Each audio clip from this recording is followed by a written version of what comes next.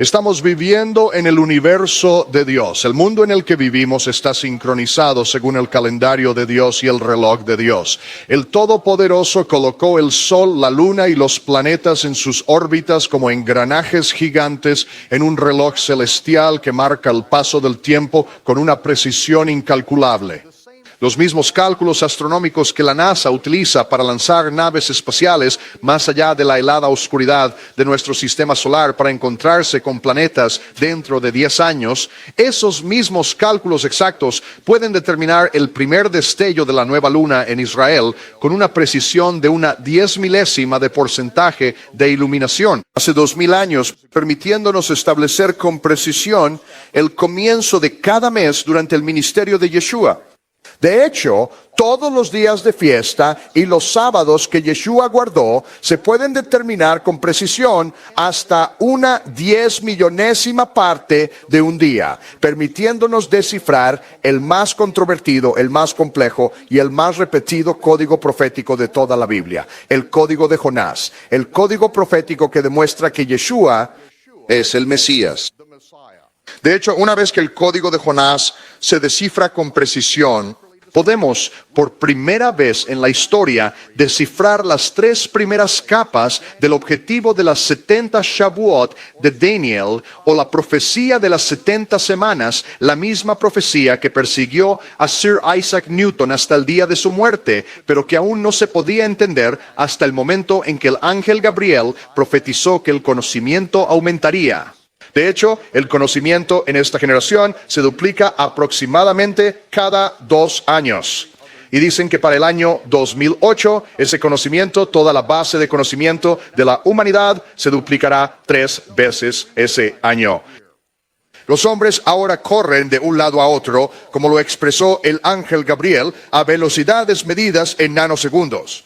Complejidades matemáticas sobre las que teníamos que hacer conjeturas educadas hace solo 2 décadas, ahora se entienden con absoluta precisión. Y si nuestros cálculos son correctos, nos estamos acercando rápidamente al día en que se cumplirá la profecía de Isaías sobre Damasco. La ciudad habitada más antigua del planeta Tierra está a menos de 4 años de convertirse en un montón ruinoso e inhabitable de escombros nucleares. Soy Michael Rood. En la primavera del año 2000 hice una declaración que se repitió en numerosos programas de radio y televisión durante los siguientes meses. Declaré que si hemos ajustado el calendario con precisión respecto a la cebada Aviv en la tierra de Israel para ese año, veremos que la violencia estallará en Jerusalén antes del atardecer del 28 de septiembre del año 2000. Esa primavera y verano, todo estaba en paz. Otra reunión en Camp David en julio pasó con poca fanfarria, pero la mañana del 28 de septiembre del año 2000, Ariel Sharon, aún no primer ministro, ascendió al monte del templo, abrió el libro de Ezequiel y leyó la profecía sobre la reunificación de los 2 palos de Israel, Efraín y Judá. La violencia comenzó en ese momento. Y la segunda intifada siguió. La violencia que comenzó ese día ha cobrado la vida de más de 4.500 personas. Esta ahora infame fecha no fue determinada por revelación divina ni por una visita angelical, sino simplemente usando el calendario original del Creador para calcular el momento de la anulación del pacto de muerte en el que Israel entró en 1993. Ese fue el pacto que Isaías profetizó que sería anulado por la violencia, y fue anulado en la fecha exacta según el calendario original del Creador en su reloj del tiempo. Cuando la violencia estalló, según lo previsto, afirmé que esto demuestra que el Creador dirige el universo de acuerdo con su calendario y su reloj.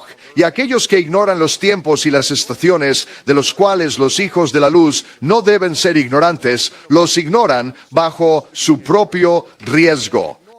Los ignorantes voluntarios comenzaron a descartar esta advertencia, fabricando un cuento ridículo de que yo predije que Jesús regresaría antes del atardecer del 28 de septiembre del año 2000, antes del atardecer.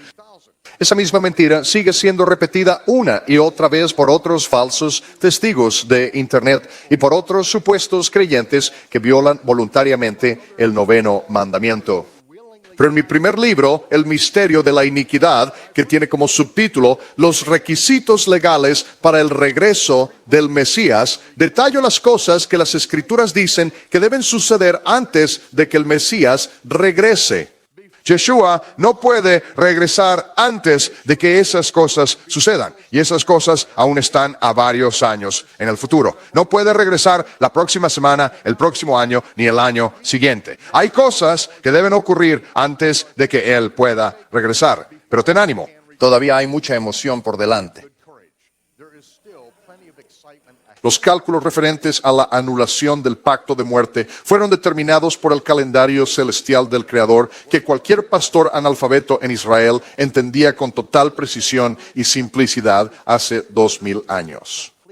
Es simplemente un cálculo del tiempo que fue abandonado por el pueblo judío por la conveniencia de un calendario calculado que fue inventado en el año 359 de la era común en Tiberíades, muy cerca de mi hogar en Israel. Y fue el último acto del Sanedrín antes de disolverse que hicieron un calendario calculado, un calendario que nunca jamás se había usado antes de ese momento en la tierra de Israel. Pero hicieron un takanot, que es una ley que cambia la ley bíblica según su propia definición, y cambiaron el cómputo del tiempo del Creador, y cambiaron el calendario que todo el mundo judío ha heredado. El mundo cristiano ha heredado el calendario babilónico y el mundo cristiano ha crecido en completa ignorancia del cómputo del tiempo del Creador. Y así fue la necesidad de entender la cronología de los evangelios lo que nos llevó de nuevo a la búsqueda de restaurar el cálculo original del tiempo del Creador para que pudiéramos entender la vida de Yeshua, para que pudiéramos ver lo que Él estaba haciendo y cómo literalmente cumplió la fiesta de primavera del Señor en el mismo día, la misma hora, el momento exacto y cada detalle en el que las habíamos ensayado en el período del templo durante más de 1000 años, según el cálculo original del tiempo del Creador. Y como vemos en los primeros 4 evangelios, Mateo, Marcos, Lucas y Juan, Yeshua cumplió la fiesta de primavera del Señor. Pero en el 5º evangelio, el libro de Apocalipsis, vemos que el Mesías cumplirá la fiesta de otoño del Señor con la misma exactitud, la misma precisión con la que se cumplieron las fiestas de primavera.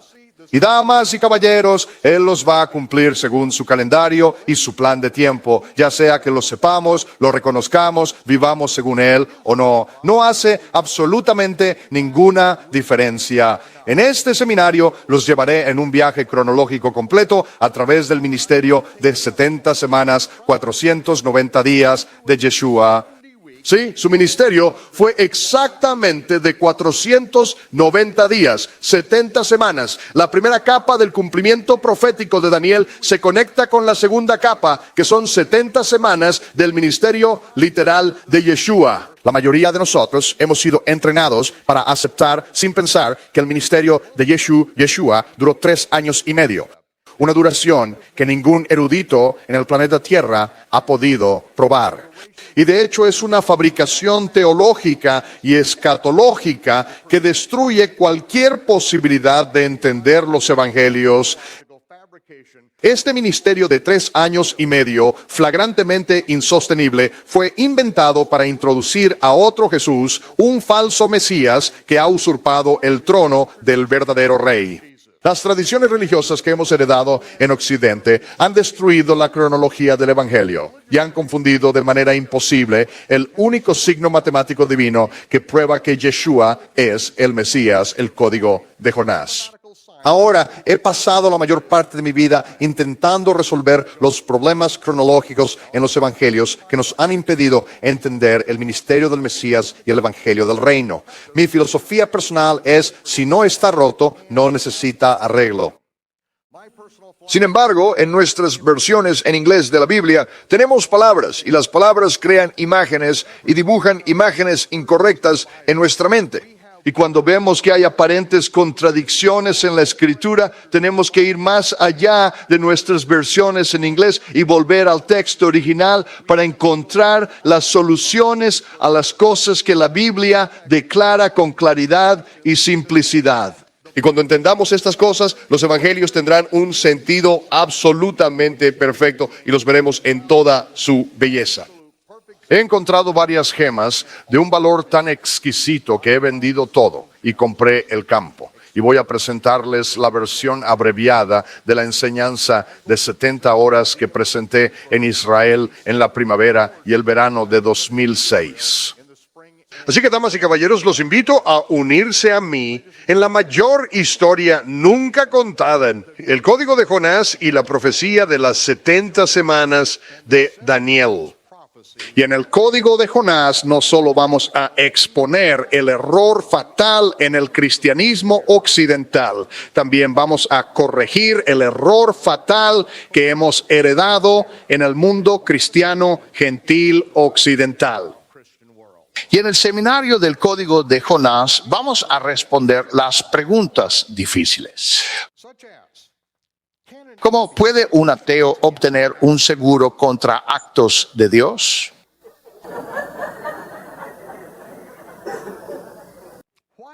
¿Por qué ponen braille en los cajeros automáticos de autoservicio en América?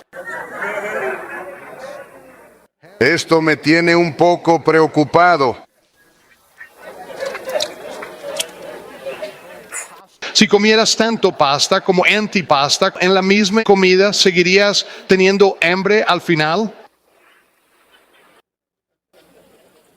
Si una nadadora sincronizada se ahoga, ¿se ahogan las demás también? Estas son algunas de las preguntas difíciles que queremos que se respondan. Y si un hombre habla en el desierto y no hay ninguna mujer cerca para escucharlo, ¿sigue estando equivocado? Ahora tenemos a algunas damas que han intervenido. Sí, efectivamente, está equivocado. Solo si está casado. Así que tómalo como una advertencia para ustedes, hombres solteros. Y finalmente, ¿cómo se obtienen 3 días y 3 noches entre el Viernes Santo y el Domingo de Pascua? La respuesta es que ni Einstein podría obtener 3 días y 3 noches entre el Viernes Santo y la mañana del Domingo de Pascua. Es absolutamente imposible, sin embargo, es el evento más profetizado en toda la Escritura. La profecía que se repite más de 10 veces en comparación con la siguiente profecía. La profecía más repetida en toda la Biblia. Y lo que Yeshua repitió más que cualquier otra cosa fue que hay solo una señal y solo una señal de su autenticidad, que estaría 3 días y 3 noches en la tumba, en el corazón de la tierra, y que resucitaría al tercer día. Solo tenemos una señal y sin embargo en nuestra cultura ni siquiera podemos contar hasta 3. Ahora se nos dice en nuestra cultura cristiana occidental que Jesús, Yeshua, murió el Viernes Santo y que se levantó el Domingo de Pascua por la mañana. Ahora muchas personas dicen, bueno, vean, los judíos cuentan de manera diferente a los estadounidenses. Bueno, eso es cierto, nosotros, pero ambos usamos números arábigos. ¿De acuerdo? Los decimos un poco diferente. 1, 2, 3. Pero aún así 3. Es 3. Y Yeshua dijo que hay una señal, 3 días y 3 noches. Y sin embargo se nos dice que Él murió el Viernes Santo cuando se adora a Dagón, el dios pez asirio. Por eso crecí comiendo pescado los viernes en el sistema escolar público en Michigan. Y luego se levantó en la mañana del Domingo de Pascua, cuando la esposa de Nimrod, Semiramis, fue enviada de regreso por los dioses desde el cielo en un huevo gigante. El huevo aterrizó en el río Éufrates la mañana del Domingo de Pascua. El huevo se rompió y de él emergió Semiramis reencarnada como Easter, la diosa de la fertilidad con el pecho descubierto, que convirtió un pájaro en un conejo que pone huevos para proclamar su divinidad. Ahora, damas y caballeros, no se pueden obtener 3 días y 3 noches entre el Viernes Santo y el Domingo de Pascua. No importa cómo lo gires y lo vuelvas. Ahora, algunas personas dirán, bueno, mira, puedes contar cualquier parte de un día como un día completo en la Biblia. Bueno, eso es cierto. Así que vamos a contarlo, vamos a tomar el viernes y aunque dice que Yeshua fue puesto en la tumba, él estaba en la tumba justo antes del atardecer, Todavía te voy a dar todo el día viernes, ¿de acuerdo? Porque por supuesto el día bíblico comienza al atardecer, ¿verdad? Pero te voy a dar todo el día viernes, todo el día sábado. Y aunque cuando las mujeres llegaron a la tumba estaba oscuro temprano, el primer día de la semana, el domingo por la mañana, y la tumba ya estaba vacía, todavía te voy a dar todo el día domingo. Ahora contemos las noches. Noche del viernes, noche del sábado. No hay manera de que puedas obtener 3 días y 3 noches y aún tener una resurrección que ocurra al tercer día. Bueno, hay una respuesta para eso. Y lo que hago en mis seminarios y lo que he estado haciendo durante años es enseñar a la gente a contar hasta 3. Pero ahora lo vas a aprender a un nivel mayor y más profundo de lo que lo has visto antes. Y para hacer esto vamos a usar la pintura de la última cena como una metáfora para entender el verdadero ministerio de Yeshua. Ahora, en primer lugar, esta es una reproducción digital de la pintura que fue hecha por Leonardo da Vinci de la Última Cena. Ahora, históricamente es importante entender que Leonardo da Vinci no estuvo allí la noche de la Última Cena. Esto fue, en realidad, entiendo que la pintó a partir de una fotografía que fue tomada esa noche.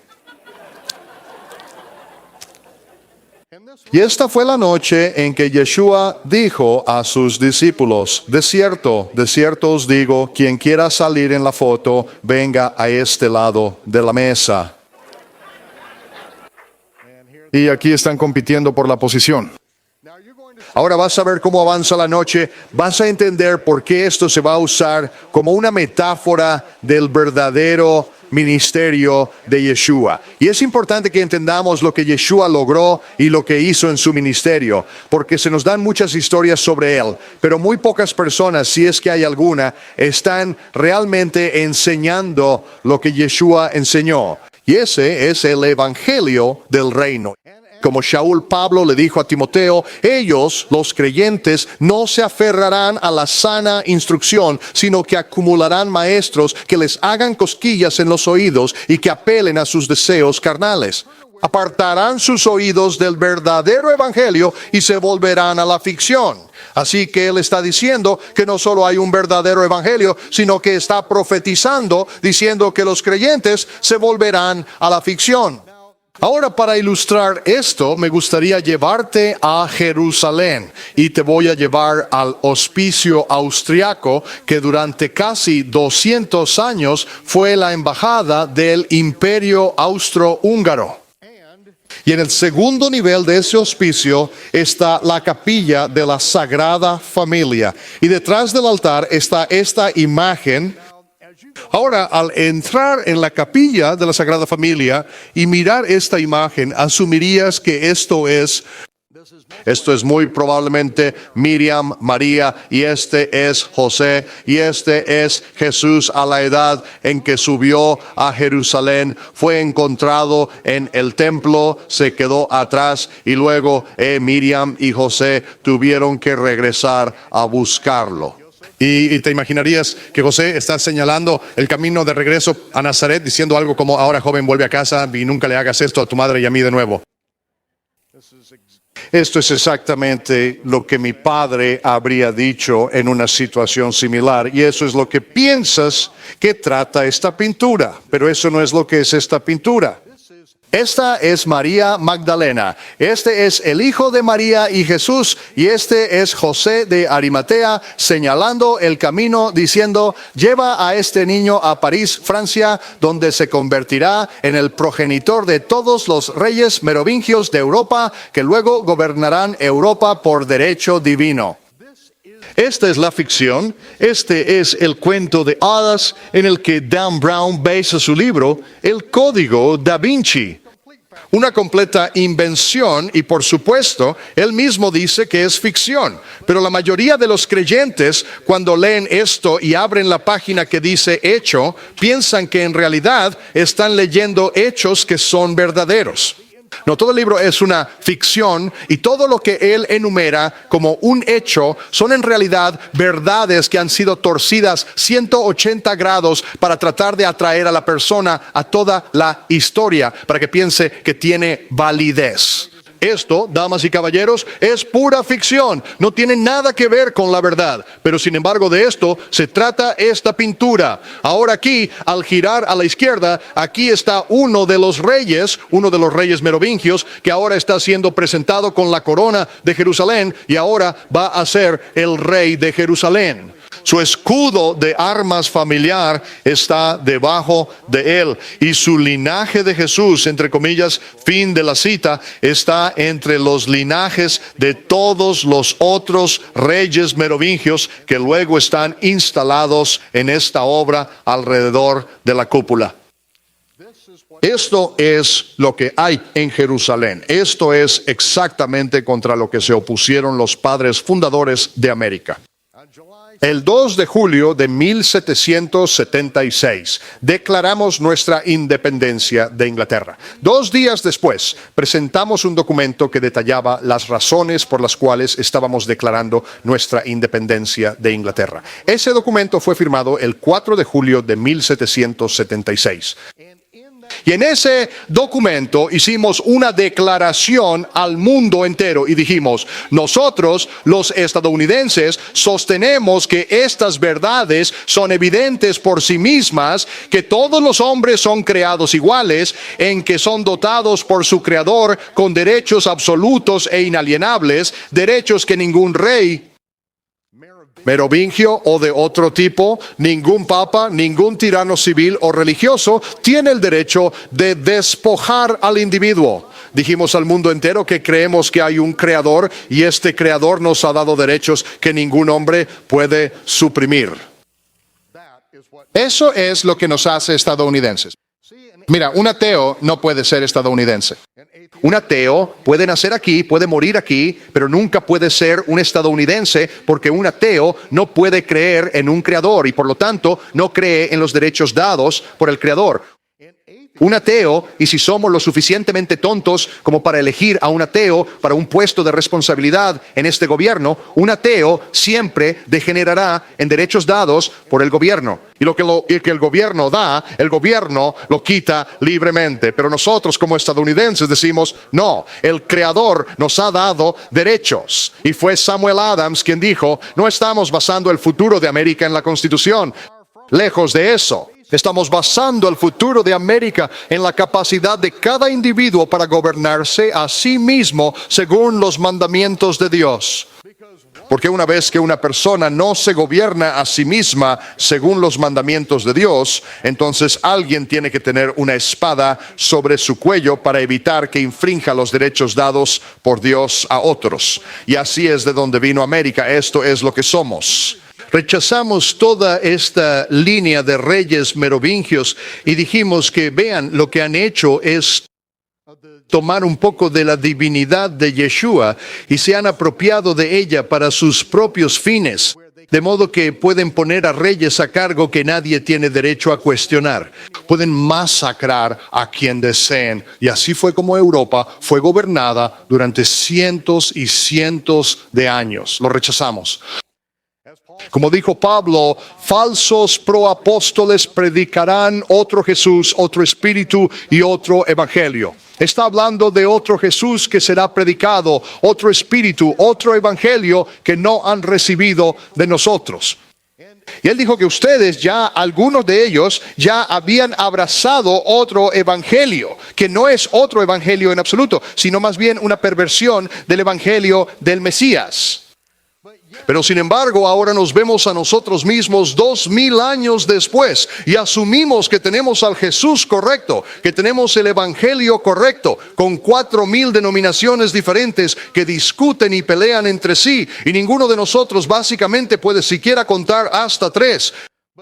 Pero aún así, asumimos que tenemos el correcto. La verdad, el Evangelio correcto. Este es uno de mis personajes favoritos en la historia. En unos momentos entenderás por qué es uno de mis favoritos. Este es Constantino. Este es Constantino en un caballo justo afuera de la entrada de la Catedral de San Pedro en Roma.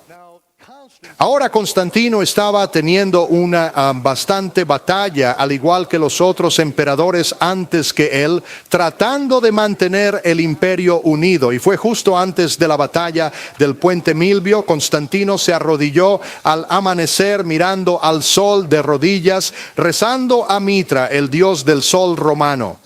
Y mientras rezaba a Mitra, el dios del sol romano, al salir el sol, dijo que vio el signo de la cruz, lo cual realmente no es ninguna gran noticia. Cualquiera que mire al sol al amanecer tendrá que entrecerrar los ojos. Y cuando entrecierras los ojos, siempre verás una cruz, porque así es como se difracta la luz. Sin embargo, dijo que escuchó una voz que decía, con este signo conquista, en el signo de la cruz.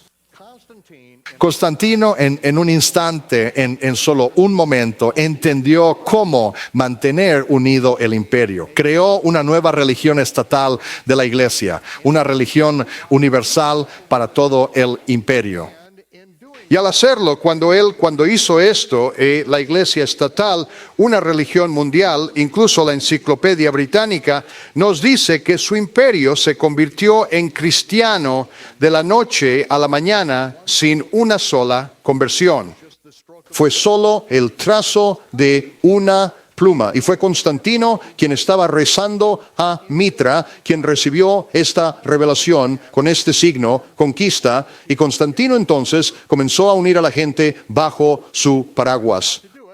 Ahora, para hacerlo tenemos que introducir a este individuo, y esta es la estatua de Mitra. Esto, por cierto, está en el Museo del Papa, en el Museo del Vaticano. Y necesito contarles un poco de antecedentes sobre esta particular estatua y quién es. Para hacer esto, tenemos que regresar muy rápidamente a Babilonia. Nimrod comenzó su imperio de gobierno mundial en Babilonia. Era un sistema de gobierno mundial económico, político y religioso en el que él era adorado como Dios. Ahora Nimrod fue asesinado, su cuerpo fue cortado en pedazos, sus partes del cuerpo esparcidas por toda la tierra de Sinar, lo que debería haber en efecto terminado con la adoración de Nimrod. Pero Semiramis y su esposa dijo, Nimrod realmente no murió. Ascendió al cielo y ahora se ha convertido en el dios Sol. Y así,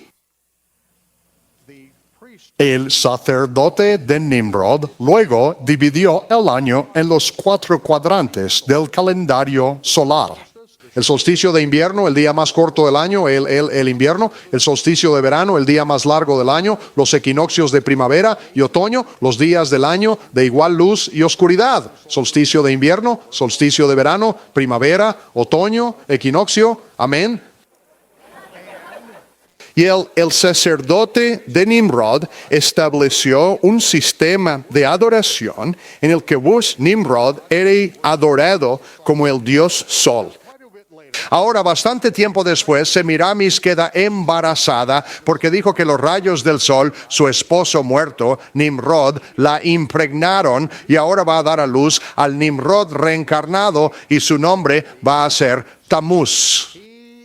Él nace en el momento del solsticio de invierno en el antiguo calendario babilónico antes de la precesión de los equinoccios. Era el 25 de diciembre. Ahora el solsticio de invierno es alrededor del 21 de diciembre, solo por la precesión de los equinoccios. Pero en ese tiempo, el 25 de diciembre, ese era el día más corto del año. Y ese era el cumpleaños de Tamuz, el Nimrod reencarnado.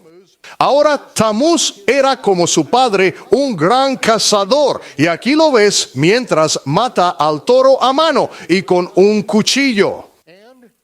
Y Nimrod fue un gran cazador. Tamuz, la reencarnación de Nimrod, también un gran cazador. Y lo que sucedió en el año 40 de Tamuz fue corneado hasta la muerte por un jabalí en un extraño accidente de caza y murió. Y así los adoradores del dios Sol, el dios Sol reencarnado, Tamuz, entonces reservaron 40 días de llanto por Tamuz, un día por cada año de su vida, en los cuales los adoradores del dios Sol se negarían un placer en esta vida por el placer de Tamuz en su vida después de la muerte. Ahora, mucho tiempo después, Semiramis muere. Y ella inmediatamente asciende al cielo y los dioses la envían de regreso a la tierra el primer domingo después del equinoccio de primavera. Porque el domingo es cuando se adoraba al dios Sol. Y así la enviaron de regreso a la tierra el primer domingo después del equinoccio de primavera en este huevo gigante que cae a la tierra, aterriza en el río Éufrates, se rompe y de él emerge Semiramis reencarnada como Easter, la diosa de la fertilidad con el pecho descubierto. Ella convierte un pájaro en un conejo que pone huevos. Y luego el sacerdote de Easter en el servicio al amanecer de Easter cada año impregnaba a vírgenes en el altar de Easter, de lo cual les mostraré algunas fotografías en unos minutos. Y luego un año después, sacrificaban a esos bebés de 3 meses y teñían los huevos de Easter con la sangre de los bebés sacrificados. Ahora, lo que hicieron los adoradores del dios Sol babilónico fue que apilaron los 40 días de llanto por Tamuz. Ser los 40 días anteriores a cuando su madre fue reencarnada como Easter. Y así creo que en Nueva Orleans llamaron a esto el día antes de los 40 días, lo llamaron martes de carnaval. Y en la que hacen esta gran orgía sexual, ¿verdad? Y luego hacen los 40 días de llanto por Tamuz, que en Nueva Orleans llaman eso como Cuaresma. Y luego el domingo de Pascua mataban al jabalí que mató a Tamuz y comían jamón el domingo de Pascua. Ahora, algunos de ustedes, eso suena un poco demasiado cercano, ¿verdad? Sabes, nosotros reconocemos algunas de estas cosas en nuestra propia cultura. Pero lo que sucedió en la Torre de Babel, cuando las lenguas fueron confundidas y las naciones se dividieron en 70 naciones con 70 grupos de lenguas principales diferentes. En ese momento, la adoración de Tamuz, luego cuando se trasladó a Persia, se convirtió en la adoración de Mitra. Cuando los soldados romanos conquistaron al ejército persa, adoptaron la adoración de Mitra y por eso Mitra se convirtió en el dios del sol romano. Y puedes leer sobre esto en tu enciclopedia británica. Puedes descubrir que el cumpleaños de Mitra y Tamuz es el 25 de diciembre, en el momento del solsticio de invierno en el calendario babilónico. Aquí ves a Mitra, aquí hay otra imagen de Mitra y nota el gorro que lleva puesto. Esto es lo que se llama el gorro frigio. Siempre trato de tener uno de estos a mano si estoy en América alrededor del mes de diciembre.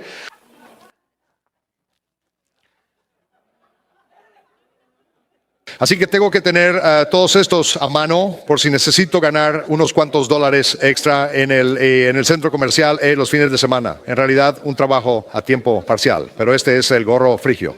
Este es el tocado oficial tanto de Tamuz como de Mitra. Y aquí vemos que es una estatua completamente diferente a la que ves aquí. Pero nuevamente los mismos temas están presentes, ambos de la Biblioteca Vaticana. Ahora, esta es la moneda de Constantino. Esta moneda fue acuñada después de que Constantino se convirtiera en el llamado primer emperador cristiano. Esto es importante de entender, damas y caballeros, porque cuando Constantino comenzó esta nueva religión, prohibió cualquier cosa judía en su sistema religioso. Cualquiera que guardara el sábado judío lo llamaba no el sábado del Señor, como lo llama la Biblia, sino el sábado judío sería excluido. Cualquiera que guardara alguna de las fiestas de los judíos, como él las llamaba, sería cortado. A partir de entonces, todos debían celebrar todas las fiestas y festivales paganos, pero lo hacían bajo diferentes nombres o bajo diferentes pretextos. Esta es la moneda de Constantino, sin embargo, después de que se convirtió en el primer emperador cristiano. En el anverso, o el lado de la cabeza, está Constantino, su imagen y la inscripción aquí. Y en el reverso muestro esto a la gente y pregunto, ¿Quién es este? Aquí ves la imagen de un hombre y ves un halo o los rayos del sol saliendo de su cabeza. Ves que tiene el mundo entero en sus manos. Y según la Enciclopedia Británica Junior, su fecha de nacimiento es el 25 de diciembre. Le pregunto a la gente, ¿quién es este? Y la mayoría de las personas en América dicen, bueno, debe ser Jesús, porque Constantino es el primer emperador cristiano. Bueno, la inscripción dice, Sol Invictus Segundo Comité, comprometido con el Sol Invencible, Sol Invictus Mitra. Constantino fue un adorador de Mitra hasta el día en que murió. Y Constantino fue quien dijo que si alguien guardaba el sábado judío o cualquiera de las festividades o fiestas judías, serían eliminados, serían ejecutados. Así que eliminó todo lo judío de su religión, incluido el Mesías judío, e introdujo a otro Jesús. Su nombre era llamado Tammuz, era llamado Mitra, pero ahora ha introducido a alguien más, y aquí es donde se pone muy interesante. Este es el Arco de Triunfo en Orange, Francia. Estuve allí hace aproximadamente 1 año y medio e hicimos un giro equivocado para encontrar este Arco de Triunfo. Cuando los soldados romanos conquistaron Orange, Francia, levantaron este arco triunfal en ese momento. Esto data de más de 100 años antes del nacimiento de Yeshua. Ahora en este arco ves los estandartes de batalla y los escudos del ejército romano. ¿Notas algo interesante sobre esto? Lo destacaré para ti. La cruz de Mitra está decorando los estandartes de batalla más de 100 años antes del nacimiento de Yeshua. Aquí hay otra escena y podemos ver de nuevo las mismas cruces. Ahora están tan erosionadas que ya no se pueden distinguir cruces en ella, pero me imagino que están ahí. Mira, los primeros padres de la iglesia le dijeron a Constantino, ¿por qué intentas hacernos sentir todo cálido y afectuoso hacia la cruz? Sabemos que la cruz no es más que la cruz de Mitra, que ha estado en los estandartes de batalla de Roma durante más de 4 siglos. Pero aún así es Constantino quien está incorporando esto en su sistema religioso universal. Uno de mis lugares favoritos. No podía esperar para llegar aquí. Esta es la Catedral de San Pedro. Este es con mucho el edificio más glorioso que jamás se haya construido para la gloria de la humanidad. Ahora, una de las cosas de las que quería obtener una fotografía, solo pude acercarme hasta aquí. Así que discúlpame mientras entramos con el teleobjetivo para captar la estatua de Pedro.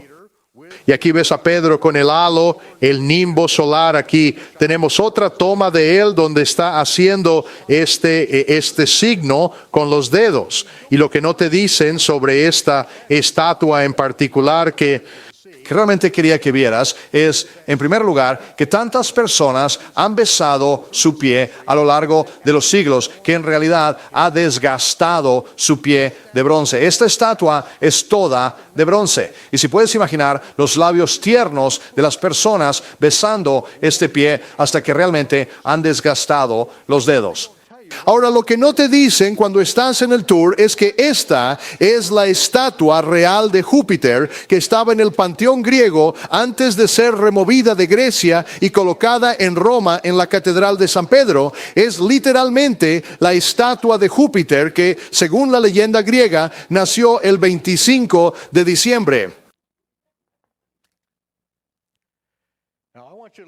Ahora, quiero que miren esto por un minuto, tomada con una cámara pequeña. Esto no es papel tapiz, gente, esto es oro, es mármol. Este es realmente un edificio magnífico y cuando lo miras desde adentro te quedas asombrado con esto.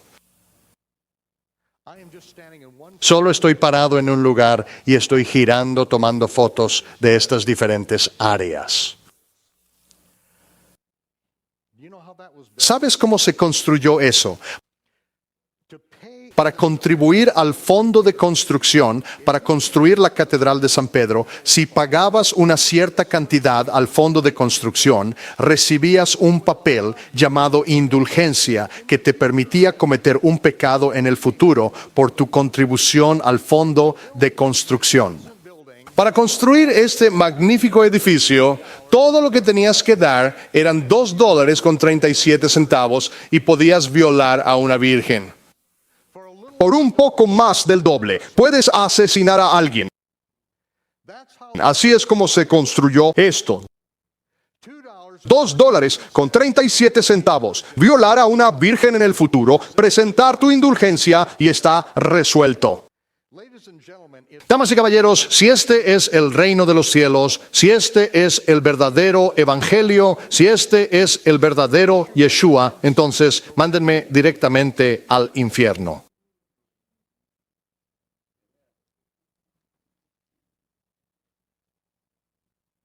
Pero, sin embargo, la mayoría de las tradiciones que hemos heredado han venido directamente de esto.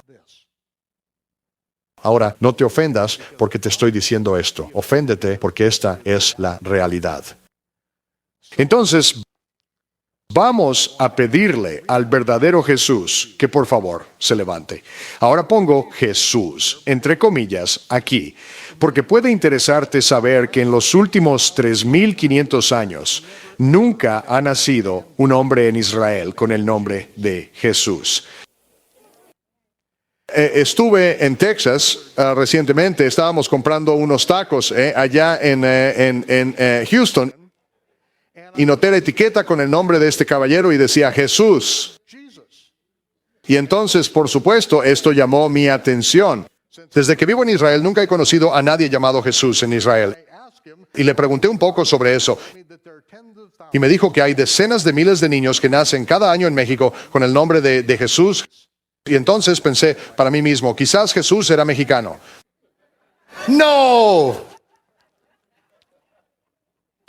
¿Sabes? Fue uno de nuestros programas de televisión, hicimos una entrevista en la calle y en esta entrevista fuimos al centro de Jerusalén y tuvimos que encontrar personas que hablaran tanto inglés como hebreo o español y hebreo, depende de qué programa estuviéramos haciendo en ese momento, y entonces hice las entrevistas en inglés y hebreo y así encontramos personas que podían hablar ambos y les dije a estas personas, entiendo, y primero que nada, y hablas inglés y hebreo, y la persona asentiría. Y yo diría, entiendo que todos los nombres hebreos tienen un significado. ¿Es eso cierto? Y a veces la gente pensaba por un minuto y luego decía, bueno, sí, eso es cierto. Como ya sabes, no es algo en lo que pienses todo el tiempo, pero sí, cada nombre hebreo tiene un significado. Y luego dije, ¿qué significa el nombre Jesús? Y la respuesta fue algo así como solo un tipo de silencio atónito porque ahora se dan cuenta de que están en algún tipo de pregunta religiosa y no saben cómo responderla. Pero finalmente saldrían y dirían, bueno, Jesús no significa nada en hebreo. No es un nombre hebreo. Y eso es correcto. El ángel Gabriel le dijo a Miriam y a José, ambos de manera independiente, que lo llamaran Yeshua, porque él, Yahweh, salvaré a su pueblo de sus pecados. Es un nombre compuesto que significa Yahweh es nuestra salvación.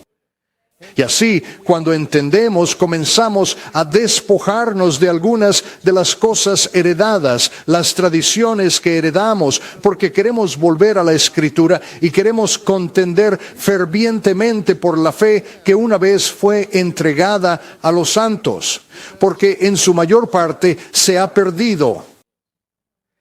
Y la mayoría de ustedes han reconocido que falta algo, hay algo más profundo que nunca han sabido cómo alcanzar. Bueno, aquí es donde comienza, porque aquí es a donde vamos. Tenemos que admitir que la fe que una vez fue entregada a los santos se había erosionado para el final del primer siglo. Y lo que hemos heredado a través de estos miles, ahora casi 2000 años, no siempre se puede depender de ello como la verdad. Hemos heredado algunas tradiciones que vinieron directamente de Babilonia, directamente de Constantino, y un sistema religioso que él inventó por su propia admisión. Y queremos volver a la verdadera fe.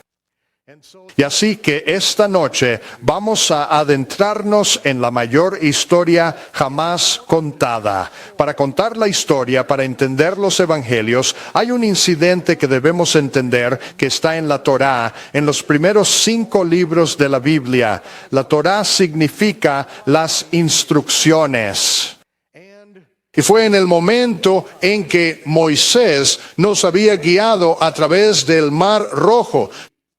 Nos había llevado hasta el monte Sinaí en la antigua tierra de Madián, donde Moisés fue un pastor madianita durante 40 años cuando se encontró con la zarza ardiente allí en Arabia Saudita.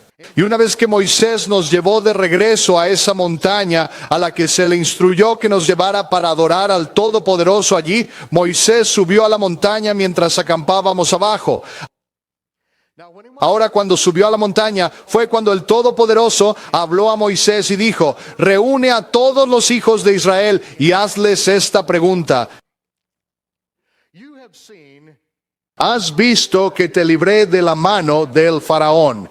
Destruí sus carros y su ejército en el fondo del Mar Rojo. Has visto que he sido tu Salvador. Ahora, ¿guardarás mis mandamientos? Si guardas mis mandamientos, te haré un reino de sacerdotes. Serás mis profetas, mis representantes ante todo el mundo. Has visto que fui tu Salvador. Ahora me harás Señor. ¿Harás lo que te digo que hagas? Ahora Moisés bajó con esas palabras y nos preguntó y dijimos: bueno, ¿podrías darnos algunas muestras de los mandamientos y te lo haremos saber? No, tuvimos que aceptar. O no estar de acuerdo antes de tener la menor idea de cuál era el primer mandamiento. Esa es la esencia de hacerlo Señor. Hacer lo que Él diga sin tener idea de cuál es la letra pequeña. Mira, Él ya era nuestro Salvador. Nos salvó de Faraón. Nos salvó de Egipto. La pregunta ahora es: ¿lo haremos, Señor? Mira, de eso habla el Nuevo Testamento cuando confesamos a Yeshua como Señor. En ninguna parte habla de confesarlo como Salvador. Él es nuestro Salvador, ha hecho su trabajo. La pregunta es: ¿haremos nuestra parte y haremos lo que Él dice que hagamos? Ahora, cuando nos preguntaron: ¿guardarás los mandamientos? Si guardas los mandamientos, serás un reino de sacerdotes. Serás los profetas del Altísimo, una nación entera que está apartada, un tesoro peculiar sobre la tierra. Y dijimos: todo lo que el Todopoderoso dice, prometemos que haremos. Y así Moisés devolvió las palabras del pueblo al Señor. Y el Señor dijo a Moisés: baja y dile a la gente que se prepare durante 3 días. Consigan que su ropa esté blanqueada, que esté toda blanca, y prepárense para este día. Y cuando escuchen el sonido de las trompetas, lleven a todos a la base de la montaña. Y él dijo: Moisés, por cierto, voy a hacer algo ese día que desde ese momento en adelante Israel nunca dudará de otra palabra que tengas que decir. Entonces Moisés bajó. Nos preparamos durante 3 días.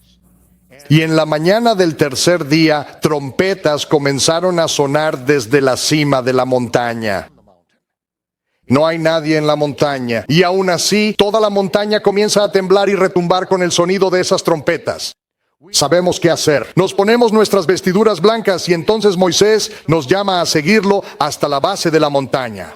Y mientras toda la tierra tiembla, la montaña está en llamas. Es como un horno ardiente descendiendo del cielo, incinerando la cima de la montaña. Nos llevan hasta la base de esa montaña, literalmente temblando de miedo.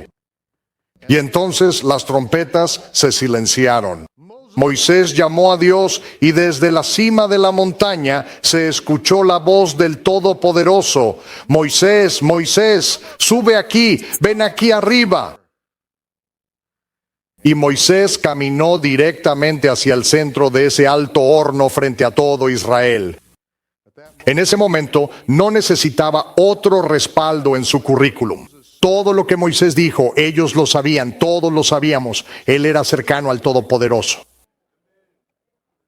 Nunca más volvimos a dudar de él. Ahora le dieron más instrucciones. nos acercaron aún más a la montaña. Y entonces fue cuando el Todopoderoso gritó sus 10 mandamientos. Él no nos los dio primero en tablas de piedra escritos con su dedo. Tampoco nos los dio primero en pergaminos, en pieles de cordero, escritos por la mano de Dios. Primero gritó sus mandamientos. Y cuando esos mandamientos fueron gritados, nosotros estábamos bajo esa montaña temblando de miedo. Y cuando llegó a la 10ª declaración, le suplicamos a Moisés: Moisés, Moisés, no permitas nunca más que escuchemos la voz del Todopoderoso. No permitas nunca más que estemos bajo su fuego y escuchemos su voz. De ahora en adelante, si tú subes y hablas con él, lo que él te diga, ven y cuéntanos, y te prometemos que obedeceremos. Pero tenemos miedo de que si Él nos habla de esta manera otra vez, vamos a morir de un infarto de miocardio de proporciones apocalípticas. Y así Moisés devolvió las palabras del pueblo al Señor. Y el Señor dijo: bien han hablado lo que han dicho. Ya no les hablaré de la manera en que lo hice hoy. De ahora en adelante te hablaré a ti, Moisés, y tú les dirás todas las palabras que te mando. Pero nunca, nunca quiero que ustedes olviden este día.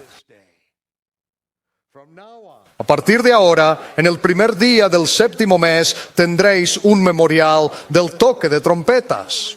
Recordarás este día para siempre.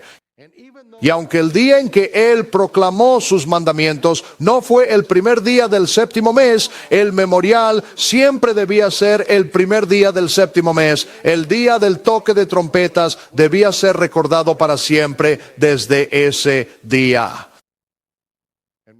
Y Moisés subió y recibió más instrucciones y bajó. Y nos dijo cuáles eran las instrucciones. Mira, el primer mandamiento es: yo soy Yahweh, tu Elohim, que te saqué de la tierra de Egipto. No tendrás otros dioses delante de mí. Ahora, ese es el primer mandamiento. Pero ¿qué significa no tener otros dioses delante de él? Él elaboró más a Moisés. Vuelve y dile al pueblo esto: no aprendas el camino de los paganos. No aprendas cómo adoran y sirven a sus dioses y hagan lo mismo diciendo que lo haces para mí. Es una abominación. Luego dijo: ni siquiera deje que los nombres de los dioses paganos salgan de tu boca. Ustedes deben ser un pueblo santo para mí. Y así los mandamientos no terminaron con 10. Ese es solo el punto donde dijimos: está bien, de ahora en adelante, Moisés, tú sube y escúchalos y tráelos de vuelta a nosotros. El Todopoderoso dijo: está bien, aceptaré esto, pero les voy a decir que así es como va a ser. Vas a romper el pacto que hice contigo. Vas a transgredir lo que te he dado. Porque cuando hicimos ese trato con el Todopoderoso, Él dijo que hablaré con Moisés y debes escucharlo absolutamente. No tienes opción, debes escucharlo. Y Él dijo: nadie tiene permitido añadir un solo mandamiento a los mandamientos que te doy. Nadie tiene permitido restar un solo mandamiento de todos los mandamientos que te doy. Ahora, si en el futuro alguien viene y añade o quita de los mandamientos que le doy a Moisés, entonces sabrás que son un falso profeta. Si alguien viene y hace señales, milagros y prodigios, y sin embargo añade a mis mandamientos o quita de mis mandamientos, sabrás que no solo son un falso profeta, sino que yo, Dios Todopoderoso, les he dado poder para hacer estas señales y prodigios engañosos para probar tu corazón. Porque voy a averiguar si guardarás mis mandamientos como prometiste, o si solo vas a seguir a los hombres. Y luego dijo: y voy a enviar a otro profeta en el futuro.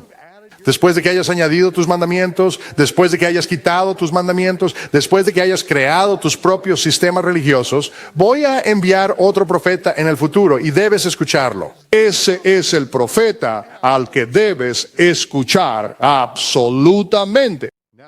Ahora, esa es la base de todas las instrucciones que tenemos en la Escritura. Que nadie tiene permitido añadir o restar. Y ahora, si vamos a entender al verdadero Yeshua, vamos a ver que o Él añade, Él quita, o Él es un verdadero Mesías, que dice, no piensen ni por un momento que he venido a destruir la Torá o los profetas. La palabra destruir en el antiguo texto hebreo del Evangelio de Mateo significa añadir o restar. No vine a añadir ni a quitar, hasta que pasen el cielo y la tierra, ni una jota ni una tilde pasará de la Torá hasta que todo se cumpla. Así que aquí es donde vamos a entender esto.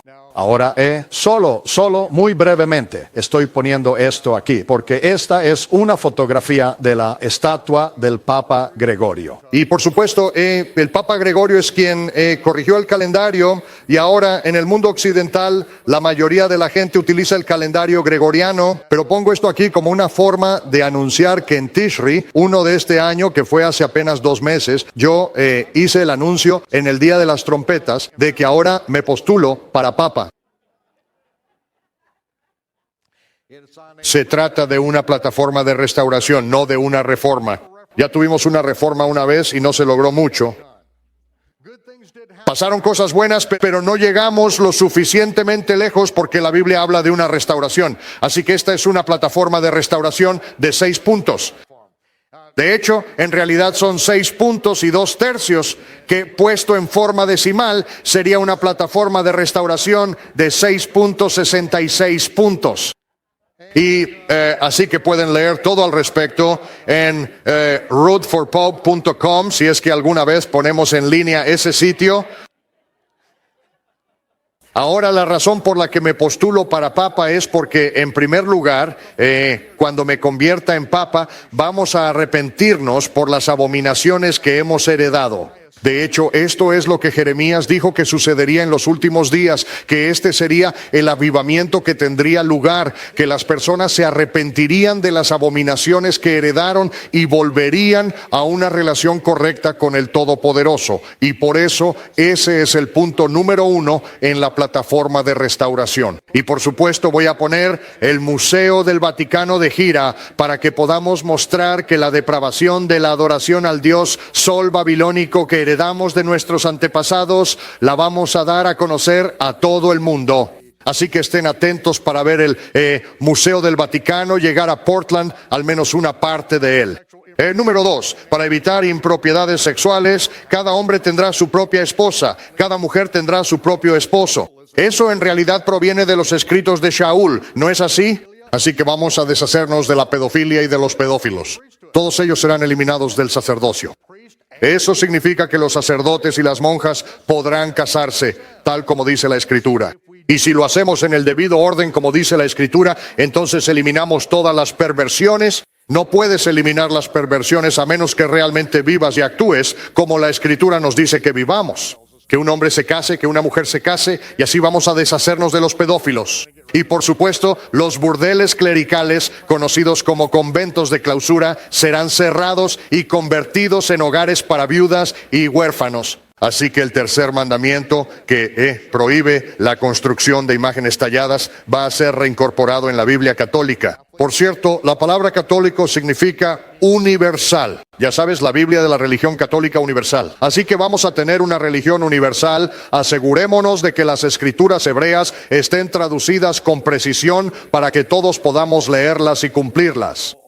Y así, todo el oro y la plata que fue saqueado por los conquistadores e inquisidores será entonces repartido de nuevo entre los pobres, las viudas y los huérfanos. ¿De acuerdo? Así que necesito tu ayuda. Sé que no puedes votar por mí para papa, pero al menos puedes presionar un poco al colegio de cardenales. ¿De acuerdo? Cuando me convierta en papa, promulgaré una bula papal o un edicto papal. Y esta será una bula papal que acabará con todas las bulas papales. Y lo primero que haremos será deshacernos de los títulos de nobleza como cardenal, padre, papa, rabino, su santidad. Todos van a ser eliminados de nuestro vocabulario y nos llamaremos por nuestros nombres de pila o por hermano o hermana. ¿Eso te parece bien? De acuerdo, muy bien, perfecto. Cuando me convierta en papa, voy a resolver la controversia sobre la infalibilidad del papa, porque alguna vez pensé que nunca podría ser elegido papa, pero cuando lo sea, eso probará que de hecho estaba equivocado. De acuerdo. Así que, y luego voy a pedir la unidad internacional con todos los judíos y gentiles. Sabes, me di cuenta de algo sobre cómo podemos tener una absoluta unidad. Quiero decir, si ese es nuestro objetivo, entonces todos simplemente tienen que estar de acuerdo conmigo. Quiero decir, es realmente simple. Si todos están de acuerdo conmigo, tenemos unidad. Pero bueno, está bien, ya entiendes la idea, ¿verdad? Sí, puede que la unidad absoluta no sea posible, pero en lo que vamos a pedir unidad es en que nadie tiene permitido añadir ni quitar de los mandamientos en la Torá escrita. Si podemos estar de acuerdo en eso, en que esta es la palabra de Dios, estos son los mandamientos que se nos dieron y que Yeshua es el Mesías, entonces creo que todos nos llevaremos bien. Y luego todos vamos a volver al cómputo del tiempo del Creador. Así que hay varias otras cosas en las que podríamos profundizar. Pero mi punto es que si escuchamos lo que Yeshua enseña y seguimos lo que Él enseña, entonces tendremos unidad. Y fuera de lo que Él enseña y fuera del Evangelio del Reino, no puede haber unidad. No vamos a estar de acuerdo en todo. Ahora, creo que todos deberían estar de acuerdo conmigo en todo, pero rara vez estoy de acuerdo conmigo mismo en todo. Nadie está obligado a estar de acuerdo conmigo en cada detalle, pero una cosa que vamos a ver es que a medida que el ministerio de Yeshua se desarrolla, vamos a descubrir algunas revelaciones emocionantes para nuestra unidad. Ahora bien, Isaías pronunció estas palabras del Todopoderoso. Yo soy Elohim, que declara el fin desde el principio, el fin desde Bereshit, desde Génesis. El Todopoderoso nos ha dicho el fin de los tiempos desde el principio y desde la antigüedad las cosas que aún no se han hecho. Para entender esto, solo tenemos que retroceder a Génesis, el primer capítulo, versículo 14. Y dijo Dios: haya lumbreras en la expansión de los cielos para separar el día de la noche, y sirvan de señales, y para las estaciones, para días y años. De los días y los años nos ocuparemos esta noche en lo que respecta al calendario. Las estaciones son los Moedim o sus tiempos señalados, las fiestas del Señor. Y vemos que las fiestas del Señor, el Nuevo Testamento dice que son imágenes proféticas, sombras de las cosas buenas que han de venir. Sin embargo, en el mundo occidental, si hemos sido criados en la ignorancia de las fiestas de primavera del Señor, entonces, cuando leemos los evangelios, no nos damos cuenta de que Yeshua está cumpliendo literalmente las fiestas de primavera del Señor en el día preciso, la hora precisa, el momento exacto y en cada detalle con el que las habíamos ensayado en el templo por más de 1000 años. Y si no entendemos las fiestas de otoño del Señor, entonces no veremos que el libro de Apocalipsis muestra cómo el Mesías cumplirá las fiestas de otoño del Señor cuando regrese como el rey reinante y conquistador. Ahora, y sirvan de señales. ¿Qué es esto? ¿Qué son estas señales para las que están el sol, la luna y los planetas y las estrellas, los cuerpos celestes? David, que es un profeta, dijo: los cielos cuentan la gloria de Dios y el firmamento anuncia la obra de sus manos. Un día emite palabra a otro día y una noche a otra noche declara sabiduría. Ahora, ¿cómo emiten palabra los cielos? ¿Cómo declaran sabiduría a las estrellas? Dice que no hay lenguaje ni palabras, ni es oída su voz. Por toda la tierra salió su voz, y hasta el extremo del mundo sus palabras. ¿Cómo es que realmente nos hablan y no hay un idioma en la tierra donde su voz no sea entendida? En el Salmo 147, David dijo: Él, el Todopoderoso, cuenta el número de las estrellas. Y se dan cuenta de que los astrónomos han calculado que hay tantas estrellas que cada persona viva en la Tierra hoy puede tener 1 billón de estrellas para sí misma. 1 billón por cada persona que vive hoy en la Tierra. Y luego dice, a todas ellas llama por sus nombres. Ahora, aquí es donde ocurrió una revelación increíble. En una generación muy pasada,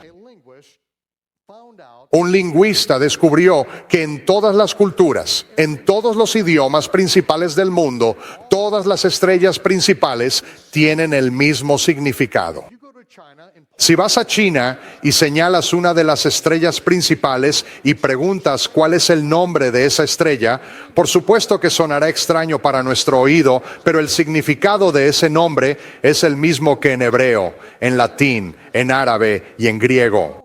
¿Cómo es posible que cada una de estas estrellas tenga el mismo nombre, el mismo significado de su nombre, sin importar el idioma?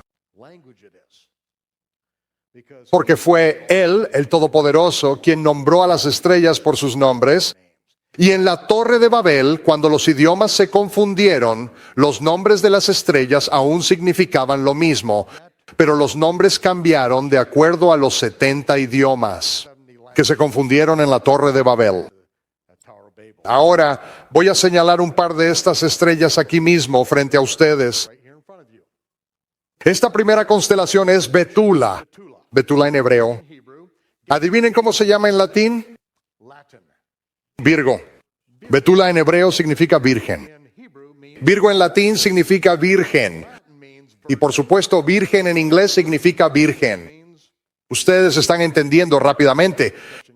Ahora, si miran hacia las estrellas e intentan encontrar una virgen en las estrellas, el contorno de una virgen, estarán buscando por mucho tiempo y nunca encontrarán nada que se le parezca. ¿Cómo sabemos que el nombre de esta constelación es Betula? ¿Cómo sabemos que está describiendo a una virgen? Es porque los nombres de las estrellas dentro de esta constelación cuentan cada uno una parte de la historia. Son los nombres de las estrellas los que cuentan la historia. Él fue quien nombró las estrellas y las nombró para contar su historia. Él las puso en el cielo como señales para nosotros en la tierra y las nombró. Ahora en esta constelación Betula hay una estrella. Y esa estrella en su mano se llama Tzemach. Ahora, a lo largo de la historia, esta estrella, Tzemach, ha sido representada con 5 ramas en la mano de Betula.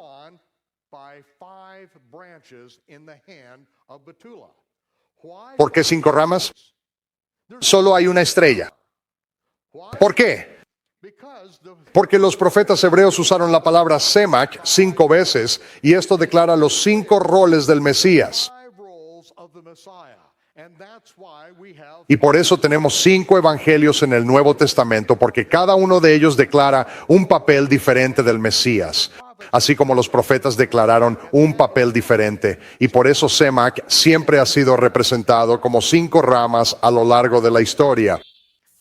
Ahora, para ilustrar esto, nuevamente quiero usar la pintura de la Última Cena. Cuando los profetas hebreos dijeron que el Tzemach, el Mesías, tendría 5 roles diferentes y nombraron esos roles que él tendría, cuando Yeshua vino, él vivió esos roles. Pero para que nosotros tuviéramos esa información, tenía que ser escrita.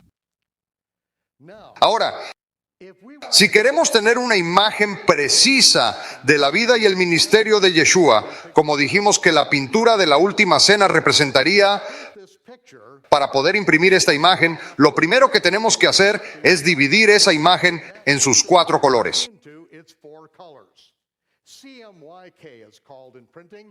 CMYK, como se llama en impresión, cian, magenta, amarillo y negro. Y lo que vamos a hacer es tomar una hoja de papel y la vamos a pasar por la imprenta. Y cada vez que la pasemos por la imprenta, vamos a poner una capa diferente, una textura diferente, un color diferente. Y esto va a representar a Mateo, Marcos, Lucas y Juan. Ahora, notarás que en cada una de estas hay marcas de registro. ¿Por qué están ahí estas marcas de registro? Es porque cuando pones la vida de Yeshua en la imprenta para imprimir su papel y cómo es su ministerio, la primera vez que lo pasas, solo estás aplicando un color. Cuando vuelves a pasar la hoja, las marcas de registro tienen que alinearse exactamente para que puedas poner el segundo color y así obtener una impresión perfecta. Ahora, esta marca de registro en particular se coloca en este papel en el único lugar del ministerio de Yeshua que está registrado en los 4 evangelios. Es el único milagro que está registrado por los 4 autores de los evangelios. Es la alimentación de los 5,000. Ocurre en la semana 31 del ministerio de Yeshua. Y vas a ver cómo esto nos permitirá sincronizar cada relato evangélico en un momento exacto en el tiempo que no puede confundirse. Los 4 evangelios, un solo milagro, y está justo ahí en ese momento en el tiempo. Y así, lo que vamos a ver es que Jeremías dijo, yo levantaré a David un renuevo justo, Tzemach. Ahora, cada vez que la palabra Tzemach aparece en las escrituras hebreas, los traductores la traducen con letras mayúsculas como renuevo. ¿Por qué hicieron eso? Porque cada traductor y cada rabino a lo largo de la historia reconoce que la palabra Tzemach solo se usa en referencia al Mesías y por eso se traduce con todas las letras mayúsculas.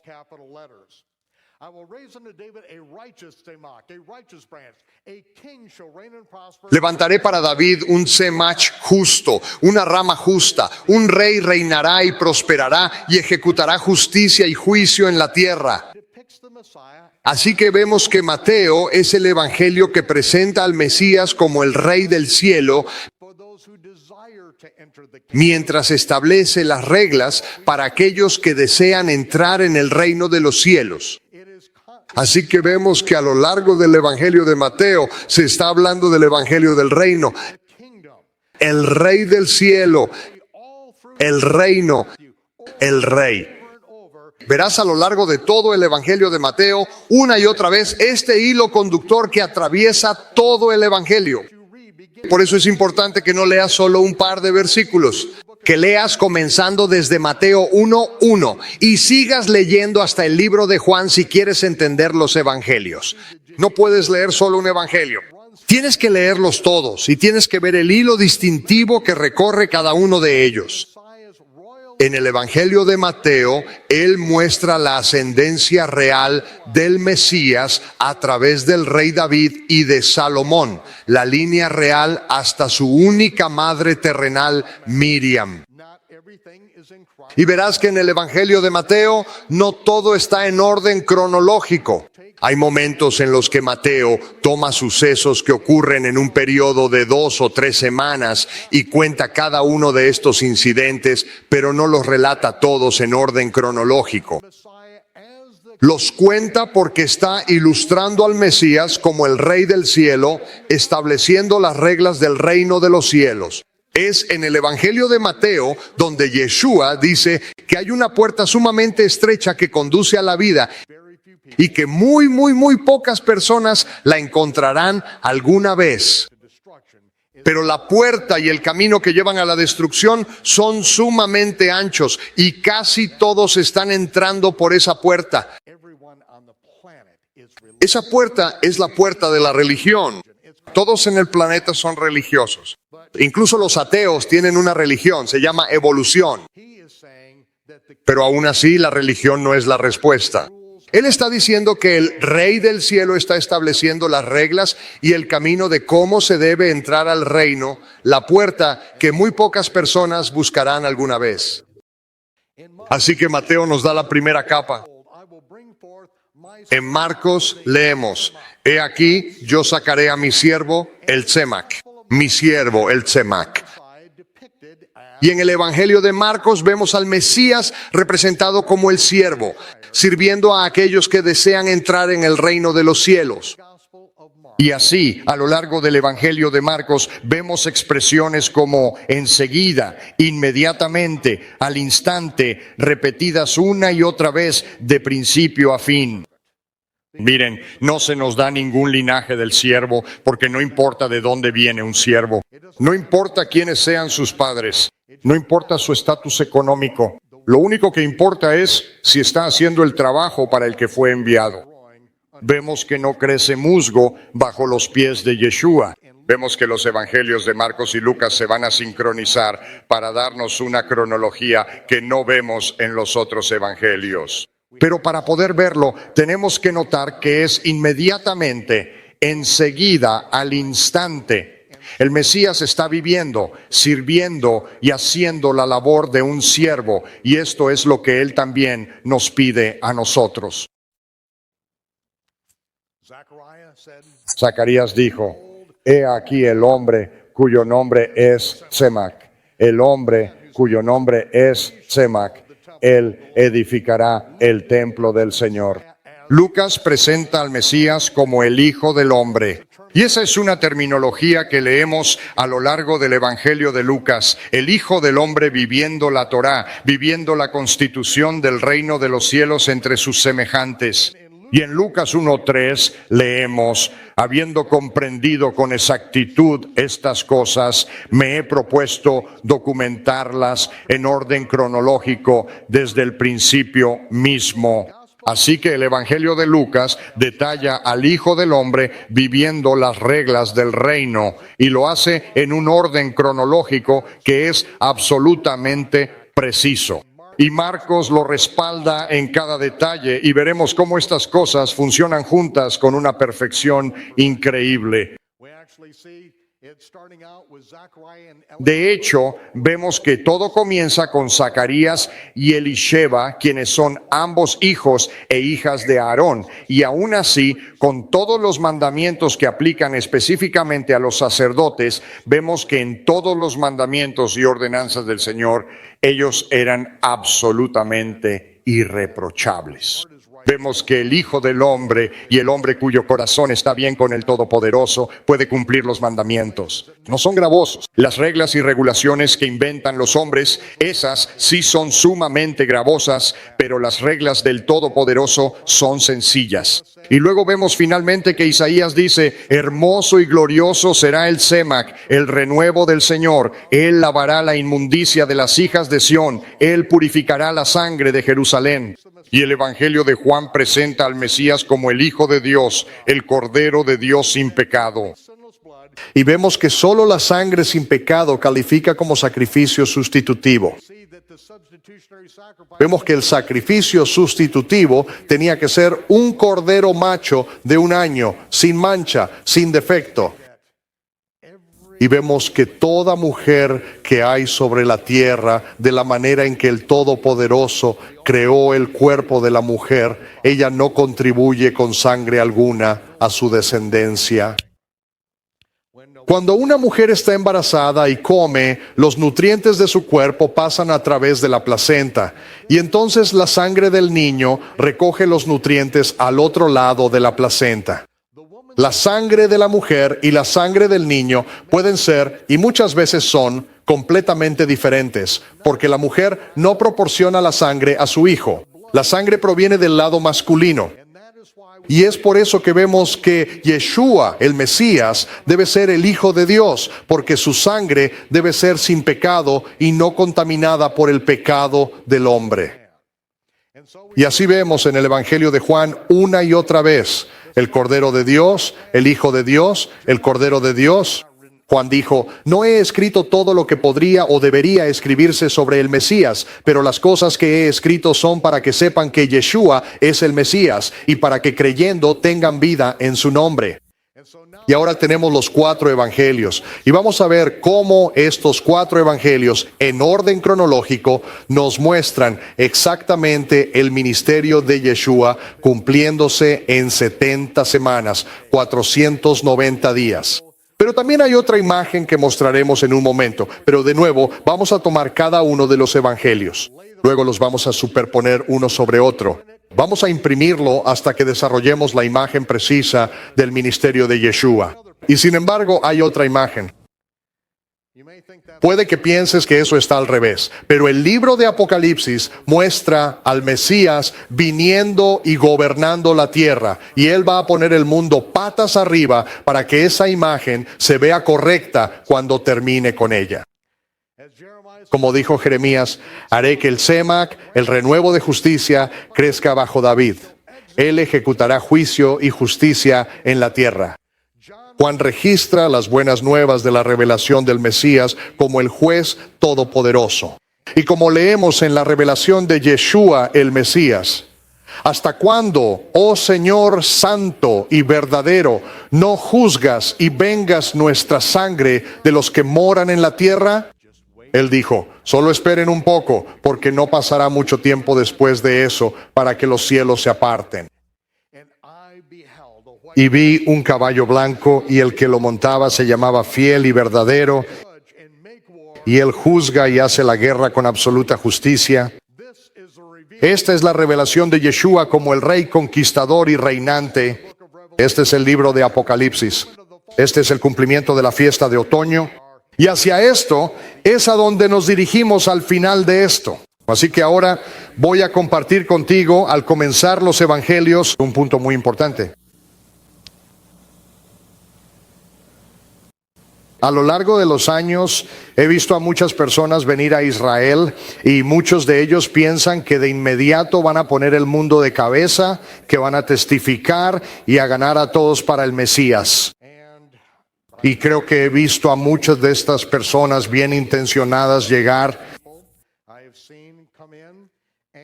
y comenzar a hablar con la gente, y entonces un rabino o alguien instruido en las escrituras que no es creyente les hace una pregunta sencilla. Los llevan a Mateo 2, versículo 23, y leen esto de la versión King James de la Biblia. Jesús vino y habitó en una aldea llamada Nazaret, para que se cumpliera lo que fue dicho por los profetas: será llamado Nazareno. Y entonces la persona preguntará, ¿dónde en los profetas se llama alguna vez al Mesías Nazareno?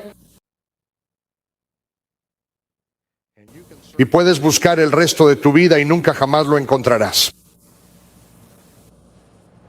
Ahora bien, aquí hay un problema, porque dice en lo dicho por los profetas que se le debería llamar Nazareno, pero nunca se puede encontrar dónde se le llama Nazareno. Y entonces piensas, bueno, sabes, suena como un nazareo, ya sabes, como un voto nazareo. Pero cuando miras los detalles de un voto nazareo, te das cuenta de que Yeshua ni siquiera intentó cumplirlo, ni siquiera se acercó. Y sin embargo, esto queda ahí, y veo a estas personas desanimarse, completamente desconcertadas, y andar como aturdidas durante días. Bueno, hay una respuesta para esto. Porque Isaías profetizó y dijo, saldrá una vara del tronco de Isaí y un retoño brotará de sus raíces. Ahora Isaías nos dice que el retoño es un tipo particular de rama o un tipo particular de tsemaj. Así que lo leeremos de nuevo. Saldrá una vara. ¿Qué es un brote? ¿Qué es un brote vivo? Es un brote vivo que sale del tronco de Isaí. La palabra tronco es giza, que significa un tronco cortado. Así que imagina esta imagen en tu mente, que Isaí, el padre del rey David, sería un tronco cortado, y de ese tronco cortado saldría un brote vivo y una rama. Y la palabra rama es netzer. Una rama crecerá de sus raíces. Ahora bien, un netzer es un brote que crece del sistema de raíces original de un olivo, pero que brota más tarde y algo alejado del tronco original. Escucha esto con mucha atención, porque un netzer es un término agrícola muy precisamente definido que solo se aplica a un olivo. Porque un olivo, puedes cortar el tronco de un olivo y generaciones después del sistema de raíces original surgirá un brote vivo que aparece algo alejado y en un momento posterior al brote original. Esto es de lo que han hablado los profetas, que el Mesías será un tamach, una rama, pero esa rama es un tipo específico de rama, un netzer. Ahora bien, este es un olivo en la tierra de Israel. Hay mucho follaje aquí en primer plano de otro árbol, pero este tronco tiene casi 2000 años de antigüedad. Hay muy poco que esté creciendo de este tronco original. Está hueco, está muerto, está podrido. Sin embargo, aproximadamente 1500 años después es cuando un netzer brotó del sistema de raíces original aquí en el lado derecho. 1500 años después y en un momento diferente, en un tiempo remoto y algo alejado del tronco original. Eso es lo que es un netzer. Así que ahora, cuando volvemos a leer esto, Yeshua vino y habitó en una aldea llamada Netzeret. Para que se cumpliera lo que fue dicho por los profetas, él será llamado Netzer. Eso es lo que los profetas lo llaman, que sale del olivo original de la familia del rey David, pero separado en el tiempo y algo distante del tronco original. Ahora, observa cómo se desarrolla la historia, porque dos familias de Netzer del linaje del rey David son las que están registradas en los evangelios. En Mateo dice que David engendró a Salomón, quien engendró, y nos da un árbol genealógico. Ahora, este es David engendrando a Salomón. Tenemos la línea real, ¿no es así? Y luego, después de muchas generaciones, dice que Jacob engendró a José, la Geburá de Miriam. Ahora, en la versión King James dice que Jacob engendró a José, el esposo de María. Pero debemos recordar que la Biblia no fue escrita en inglés. De hecho, el inglés de Mateo fue traducido del griego. Pero todos los primeros padres de la iglesia decían que Mateo escribió su evangelio en hebreo, y varios hicieron su mejor esfuerzo por traducirlo. Ahora sabemos que nuestra traducción griega de Mateo proviene del arameo porque aún quedan palabras arameas en el texto griego. Pero todo lo que tenemos que hacer es volver al arameo, y así es como se lee. Jacob engendró a José, Geburá de Miriam. No el Baalá, esposo, sino el Geburá, el poderoso, el padre de Miriam, de quien nació Yeshua, el Mesías. Ahora, cuando hacemos esto, descubrimos que en realidad hay 14 generaciones. Y el nombre del padre de María era José y el nombre de su padre Jacob. Así que el nombre del padre de Miriam era José ben Jacob. José ben Jacob. Bueno, eso es lo que dice Mateo 1:6 y 16. Así que Yeshua era un Netzar, un descendiente directo del rey David a través de su única madre terrenal, Miriam, la hija de José. Ahora en Mateo 1:17 dice que José, el esposo de María, siendo justo y no queriendo escandalizarla, decidió dejarla en secreto. Este es un José diferente. Este es José ben Eli. Y José ben Eli, si vamos al Evangelio de Lucas, vemos su linaje. Los traductores al inglés, al ver que ambos hombres se llamaban José, cometieron el error de llamar esposo a los dos, mientras que el arameo dice que uno es su esposo, su Baalá, y el otro dice padre, Geburá. Ahora vamos a ver que Miriam Bat Yosef estaba casada con José ben Eli, quien era un Netzar del rey David a través de Natán, el hijo de David. Y eso es lo que leemos en Lucas 3:23. Y más adelante, Yeshua era el supuesto hijo de José, que era hijo de Eli. No era Jacob aquí, ¿verdad? Así que ella estaba casada con José ben Eli. Y luego seguimos el árbol genealógico hasta arriba y descubrimos que Natán, el hijo de David, era el linaje del esposo de Miriam. Ahora empieza a tener sentido, excepto por qué dos linajes familiares del rey David vivían en la aldea de Nazaret. 265 años antes de la era común fue cuando Antíoco Epífanes, un general sirio griego, llegó y ocupó Jerusalén. Tomó el monte del templo y erigió en el monte del templo una estatua de Júpiter, una estatua de bronce de Júpiter. Todos vieron una de ellas en la Catedral de San Pedro, ¿verdad? Él erigió una estatua de Júpiter en el monte del templo en el cumpleaños de Júpiter el 25 de diciembre y declaró a Júpiter como Dios.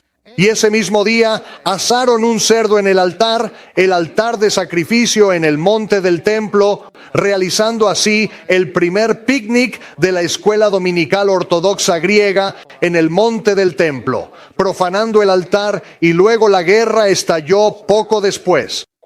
Hijos de sacerdotes, los macabeos, 3 años después, derrocaron a los griegos contra probabilidades insuperables. Subieron al monte del templo, derribaron la estatua de Júpiter, luego destruyeron el altar y erigieron un nuevo altar y comenzaron el proceso de dedicación del altar. La Torá nos dice que se necesitan 8 días para dedicar un nuevo altar, y eso fue lo que comenzaron ese día. Esa festividad se conoció como Hanukkah. Hanukkah en hebreo significa dedicación. Es una dedicación de 8 días, una fiesta de 8 días, porque es el tiempo que se necesita para dedicar el altar que erigieron para reemplazar el que fue profanado por la carne de cerdo. Y así, pero lo que sucedió durante este periodo cuando Antíoco tomó el control es que los griegos inspeccionaban a sus hijos. Si tenían un varón y lo encontraban circuncidado, entonces tomaban su espada y atravesaban a su bebé. Por toda Jerusalén, en Judea, Belén, toda esa zona, fue un baño de sangre. Y fue durante ese tiempo que personas del linaje familiar del rey David se mudaron de Belén y subieron a la zona llamada la región de los gentiles. Galilea de las naciones es literalmente la región de los gentiles porque muchos gentiles vivían en esa zona. Y así, todas estas personas de Belén, de la familia del rey David, subieron y se establecieron en el norte e hicieron una pequeña aldea llamada Nazaret, porque todos sabían que eran nazarenos, que eran del árbol genealógico del rey David. La línea paterna de María venía del rey David a través de su línea real. Y el esposo de María, José, él no tenía parentesco con Yeshua, ¿verdad? Sin embargo, él también pertenecía al árbol genealógico del rey David a través de Natán, no por la línea real. Así que, en la época en que Yeshua crecía en Nazaret, fue cuando todas estas personas en ese pequeño pueblo de 300 o menos, todos sabían que descendían de la línea del rey David. Y por eso, cuando se dio la orden de regresar a tu ciudad natal original y registrar tu apoyo para nombrar a César Augusto como el padre del Imperio Romano en el 25º año de su reinado, por eso José llevó a Miriam de regreso a Belén, porque ahí estaba la casa ancestral. Pero Nazaret era donde los Netzers de Belén habían estado viviendo durante más de 200 años en ese momento. Y así, ahora comenzamos a entender un poco más del resto de la historia. Perdón por esta interrupción tan brusca, pero si vamos a entender la Torá, los profetas y los evangelios, tenemos que comprender el cómputo bíblico del tiempo. Y por eso cada año publicamos el calendario hebreo bíblico corregido astronómica y agrícolamente. Y este es un cómputo del tiempo que debe entenderse para que la cronología del Evangelio encaje o para que cualquiera de las escrituras pueda encajar y ser comprendida. Lo primero que tenemos que entender es cuándo comienza el día. En Génesis 1:31 dice que Dios vio todo lo que había hecho y he aquí que era muy bueno, y fue la tarde y la mañana el 6º día. Ahora bien, por supuesto, hubo 5 días que precedieron a este, pero el punto es que la tarde y la mañana fueron el primer día. El día comienza al atardecer cuando el sol se pone. ¿A qué hora es el atardecer? Cuando el sol se pone, exactamente. No es difícil de aprender y entender. Así que en nuestro calendario vemos que al inicio del degradado es exactamente donde está la línea que marca el comienzo del nuevo día. Ahora, la pregunta es, ¿cuándo comienza la semana? En Génesis 2 leemos, en el séptimo día Dios terminó su obra, descansó en el séptimo día y Dios bendijo el séptimo día y lo santificó. Así que en la forma en que el Creador cuenta el tiempo, lo primero que debemos entender es que tenemos que aprender a contar hasta 7. 1, 2, 3, 4, 5, 6 y el séptimo día es el día que Él bendijo y santificó. Y Él dijo, 6 días trabajarás y harás toda tu obra, pero el séptimo día es un sábado para Yahweh tu Elohim. En ese día no harás ningún trabajo, porque en 6 días Yahweh hizo el cielo y la tierra. Y ese es un precedente que se estableció. Él creó los cielos y la tierra en 6 días y en el séptimo día descansó. La semana se basa en la semana de la creación, que son 6 días de trabajo y un día de descanso. Eso es todo lo que tienes que hacer. Simplemente tienes que contar. Y dice que Él descansó el séptimo día, bendijo el día de reposo y lo santificó. Solo nos pidió que recordáramos el día de reposo y que lo mantuviéramos santo.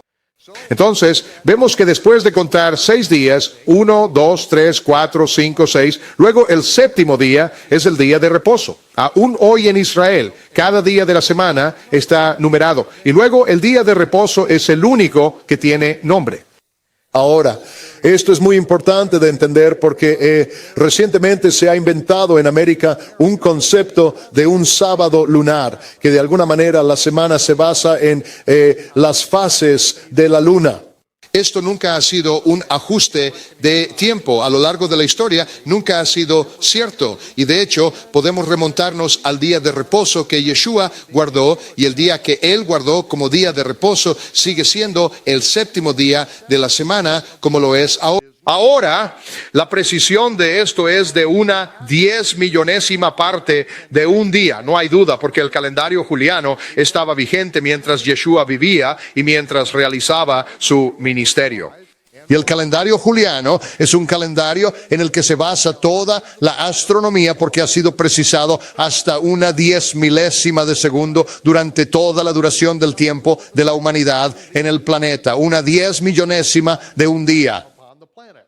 Y el día que Yeshua guardó el sábado es el mismo séptimo día de la semana que es ahora. Entonces mi posición particular es que si Yeshua no vio que era necesario corregir el sábado cuando estuvo aquí, dudo que alguien ahora vaya a corregirlo y hacerle saber cuándo debería haber guardado el sábado después de todo.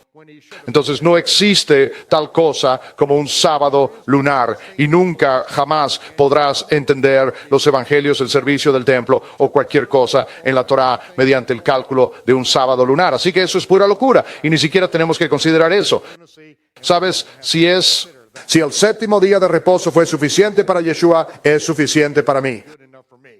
Hay algunas cosas que se basan en contar. No se basan en la luna, no se basan en los cuerpos celestes, se basan en contar. Vamos a ver varias de estas cosas y la semana es una de ellas. Ahora surge la pregunta, ¿cuándo comienza el mes? Leemos en el Salmo 81, toca el shofar en la luna nueva. Bueno, primero que nada, tengo una noticia para ti. La luna que está ahí esta noche es la misma luna que ha estado allí por poco más de 6,000 años. No es una luna nueva cada mes, ¿de acuerdo? Es una luna renovada, un chodesh, una luna renovada. Ahora, ¿qué queremos decir con renovada? Bueno, es la luz la que se renueva. Mira, el Creador puso la luna, el sol y la tierra en el espacio Y la luna desde la tierra tiene un ciclo en el que vemos aparecer el primer destello de la luna nueva. La luna se llena alrededor de la mitad del mes y luego se desvanece hasta que no hay luna. Luego, cuando la nueva luna aparece de nuevo, cuando la luz se renueva, esa es la luna renovada. Ahora, desde el espacio, la mitad de la luna siempre está iluminada.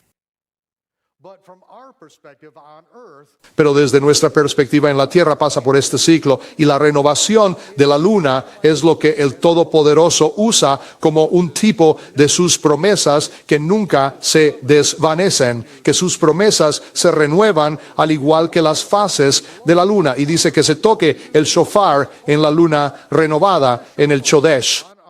Toca el shofar en nuestros días de fiestas solemnes en el tiempo señalado. Y en el tiempo señalado en hebreo es kesei, que significa cubierto. Y está hablando de la luna siendo cubierta de luz, porque la mayoría de los días santos altos ocurren alrededor del día 15 del mes o el día 15 del mes cuando la luna está cubierta de luz. Y así debemos tocar el shofar en esos momentos también. Dice que este es un estatuto para Israel y una ley del Dios de Jacob. Esto es su cómputo del tiempo, es lo que él está diciendo.